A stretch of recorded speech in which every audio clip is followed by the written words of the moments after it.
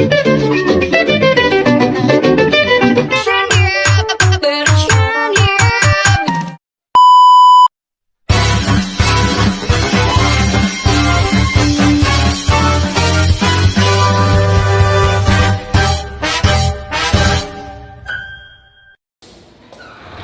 pagi semuanya.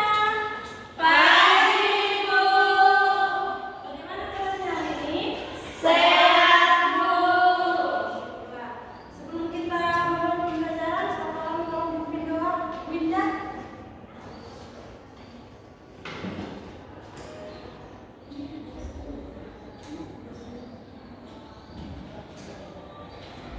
Sebelum kita memulai pelajaran kita, kita harus berdoa.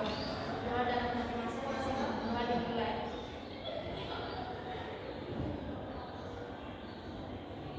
Doa selesai. Oke, terima kasih Linda. Ibu mau absensi dulu ya. Iya, Bu. Chelsea Situmorang. Ada, Bu. Eka Manduru. Ada, Bu. Ira Nadia. Ada, Bu. Winda Tabalian. Ada, Bu. Elvia Damani. Ada, Bu. Siti Halimah. Ada, Bu. Minggu lalu kita membahas pelajaran tentang pidato. Ya, tentang pidato kan? Iya, Bu. Pada pertemuan kita hari ini kita akan membahas tentang cerpen. Cerpen itu kan berasal dari khayalan, imajinasi, terus gagasan, pengalaman, ide yang ditulis penulisnya. Terus menurut Hidayati tahun 2010 halaman 93, cerita pendek merupakan pengungkapan pengalaman, gagasan atau ide melalui bentuk bahasa tulis yang disusun sebaik mungkin sehingga membentuk cerita dalam bentuk fiksi yang dapat selesai dibaca kira-kira 10 sampai 30 menit. Siap dari pengertian, kemudian kita lanjut ke ciri-ciri cerpen. Ciri-ciri cerpen yang pertama yaitu ceritanya fiktif, kemudian jumlah katanya pendek, kemudian keterbatasan tokoh atau karakter, terus plot yang singkat dan punya kesan yang mendalam. Ciri cerpen yang pertama yaitu ceritanya fiktif. Cerpen itu kan berasal dari imajinasi, pengalaman atau khayalan penulis. Kemudian yang kedua itu jumlah katanya pendek. Penulisan cerpen kan itu terbatas, jumlah katanya tidak lebih dari 10.000 kata. Terus halamannya juga tidak terlalu banyak. Kemudian keterbatasan tokoh dan karakter. Karena ceritanya yang cukup singkat atau karena ceritanya yang tidak terlalu banyak, sehingga tokoh yang ada dalam sebuah cerpen itu hanya memerlukan tokoh utama dan tokoh bentuknya. Dan kemudian plot yang singkat. Cerpen itu hanya membahas aspek tertentu saja, contohnya itu hanya membahas satu aspek aja dia, kan? Kemudian gaya bahasa yang padat. Sebuah cerpen itu gaya bahasanya padat, jelas, singkat, terus efektif. Dia tidak menggunakan bahasa yang berlebihan. Kemudian punya kesan yang mendalam. Meskipun ceritanya singkat, tetapi cerpen itu mempunyai kesan yang mendalam karena penulisannya yang kuat, terus menarik dan tidak bertele-tele. Kemudian yang selanjutnya yaitu fungsi cerpen. Ayo, di sini siapa yang mengetahui apa saja fungsi dari cerpen? Oh iya, Adalah Semeda tolong apa saja fungsinya? Cerpen adalah satu fungsi rekreasi, dua fungsi estetis, yang ketiga fungsi moralitas, yang keempat fungsi didaktif, lima fungsi religius. Iya, betul sekali. Cerpen itu mempunyai 5 fungsi. Pertama tadi kan Adalah Semeda bilang fungsi rekreatif, yang kedua fungsi estetis, yang ketiga fungsi moralitas, yang keempat fungsi didaktif, dan yang kelima fungsi religiusitas. Yang pertama tadi itu fungsi rekreatif. Yang dimaksud dengan fungsi rekreatif itu yaitu cerpen memberikan rasa senang, rasa gembira, terus rasa menghibur bagi para pembacanya. Yang kedua itu fungsi estetis. Yang dimaksud dengan fungsi estetis itu yaitu memberikan rasa keindahan bagi para pembacanya, kan? Kemudian yang ketiga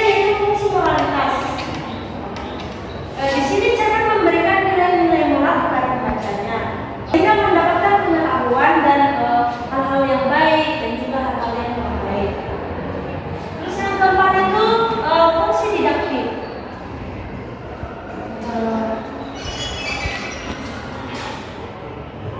Fungsi didaktif ini maksudnya yaitu cerpen mengarahkan dan mendidik para pembaca dengan nilai-nilai kebenaran dan pengetahuan yang ada di dalam cerpen. Kemudian yang kelima itu fungsi religiusitas. Karena cerpen itu mengandung nilai-nilai ajaran agama yang dapat dijadikan sebagai teladan bagi para pembacanya. Kemudian yang selanjutnya yaitu unsur-unsur teks cerpen. Unsur teks cerpen terbagi menjadi dua. Yang pertama itu unsur intrinsik dan yang kedua itu unsur ekstrinsik. Unsur intrinsik adalah unsur yang membangun cerita, yang membangun cerpen dari dalam, dan unsur ekstrinsik adalah unsur yang membangun cerita dari luar. Ibu mau bertanya dulu, di sini siapa yang mengetahui unsur intrinsik dari cerpen? Chelsea tahu? Pertama tema, yang kedua tokoh dan perokohan, yang ketiga latar, yang keempat alur, yang kelima sudut pandang, yang keenam amalan, yang ketujuh gaya bahasa. Ya. Jawaban Chelsea sudah benar. Terdapat 7 unsur intrinsik cerpen. Yang pertama itu tema. Tema merupakan ide atau gagasan dalam membuat cerpen. Terus yang kedua itu tokoh. Tokoh itu merupakan pelaku. Kemudian latar. Latar itu ada 3 kan. Yang pertama latar, tempat, waktu, dan latar suasana. Kemudian alur. Alur merupakan jalan-jalan cerita. Alur juga ada 3. Yang pertama alur maju, alur mundur, alur campuran. Bagus sekali. Kemudian sudut pandang. Sudut pandang ini merupakan pandangan penulis dan cerita tersebut. Kemudian yang keenam itu amalan. Amalan merupakan pesan yang terdapat dalam cerita itu. Setelah unsur intrinsik, yang selanjutnya yaitu unsur ekstrinsik. Dan kita telah mengatakan bahwa unsur ekstrinsik cerpen merupakan unsur yang membentuk cerita dari luar. Terdapat juga 3 unsur dalam ekstrinsik cerpen. Yang pertama yaitu latar belakang masyarakat, yang kedua latar belakang pengarang, dan yang ketiga itu nilai-nilai yang terkandung dalam cerpen. Kemudian yaitu struktur teks cerpen. Di sini siapa yang tahu apa saja struktur teks cerpen? Yang indah apa saja dia strukturnya? Struktur cerpen yaitu yang pertama abstraksi, yang kedua orientasi, yang ketiga rangkaian, keempat komplikasi, kelima resolusi, dan keenam koda. Ya, jawaban kita benar. Struktur teks cerpen itu ada 6. Yang pertama dia abstraksi. Abstraksi merupakan bagian cerpen yang menggambarkan keseluruhan isi cerita. Yang kedua orientasi. Orientasi cerpen berisi penunjukan peristiwa yang menciptakan, menggambarkan visual dari latar dan waktu dari cerita. Kemudian yang ketiga itu rangkaian. Pada bagian ini kisah akan berlanjut melalui serangkaian peristiwa dari peristiwa satu ke peristiwa lainnya yang tidak terduga. Terus yang keempat yaitu komplikasi. Pada bagian ini cerita akan bergerak menuju konflik atau puncak dari permasalahan. Kemudian yang kelima resolusi. Resolusi merupakan bagian yang menceritakan solusi dari masalah atau permasalahan yang sedang dihadapi. Kemudian yang keenam koda. Koda merupakan komentar akhir terhadap keseluruhan isi cerita. Dan bagian ini juga disebut sebagai simpulan dari cerpen. Kemudian yang selanjutnya kebahasaan teks cerpen. Kebahasaan yang digunakan dalam teks cerpen yang pertama yaitu kata ganti. Kata ganti ini terbagi menjadi 3 yaitu kata ganti orang seperti aku, kamu, dia, dan mereka. Kemudian kata ganti penunjuk yaitu ini, itu, di sana, dan sini. Kemudian kata ganti kepemilikan seperti ku, mu, nya, dan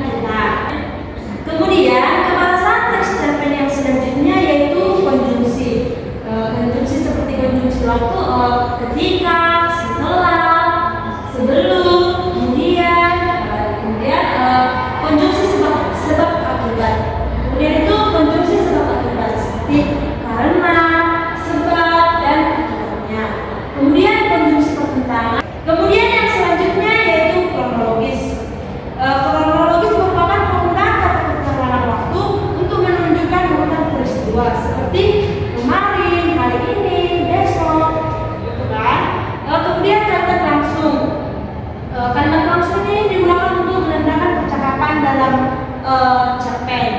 Seperti di sini kan ada contoh, aku ingin pergi ke pantai. Nah, kemudian kata tidak baku. Kata tidak baku digunakan untuk menunjukkan karakter atau latar belakang tokoh. Seperti aku mau keluar dulu ya. Itu dia ya. Sepertinya kalian sudah mulai bosan ya. Oke, gue akan mengajak kalian melakukan sebuah gerakan. Coba kalian berdiri. Terus angkat satu tangan ke atas. Tunjuknya ini diputar 2 kali ke kanan, 2 kali ke kiri. Tapi kalian fokus sama tunjuk ibu ya. Oke. Putar 2 kali ke kanan, putar 2 kali ke kiri. Putar 2 kali ke kanan, putar 2 kali ke kiri. Mana? Alismu. Ini. Lagi. Putar mana? Ini katanya cepat ya. Hidungmu. Oke, lagi mana? Bibirmu. Happy ya. Terus kita coba sekali lagi ya. Mana? Bibirmu. Oh ya, berarti masih fokus ya. Oke. Kemudian kita lanjutkan dengan diskusi. Coba dibuka bukunya halaman 531. Di sana kan ada cerpen tentang pohon keramat. Sudah dibuka bukunya? Oke. Di sini mau membentuk kalian ke dalam kelompok ya. Barisan ini menjadi kelompok pertama. Dari inilah sampai Chelsea kelompok pertama. Dari Winda sampai Halimah kelompok kedua. Di sini coba kalian tentukan unsur-unsur yang terdapat.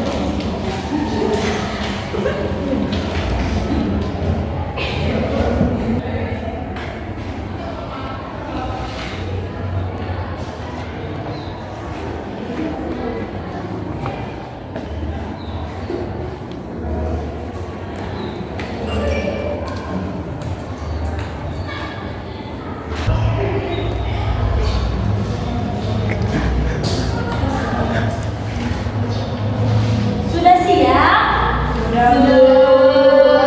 Siapa sudah siap? Oh ya. Tolong maju ke depan. Tolong dituliskan ya, Nak.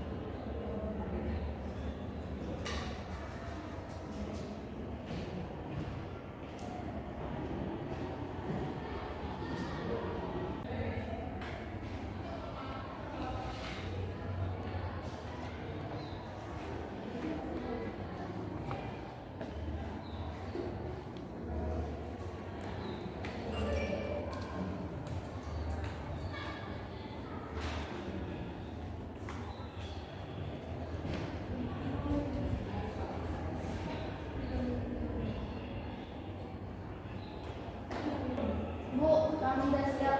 Oh ya, kamu tuliskan di depan, Mak.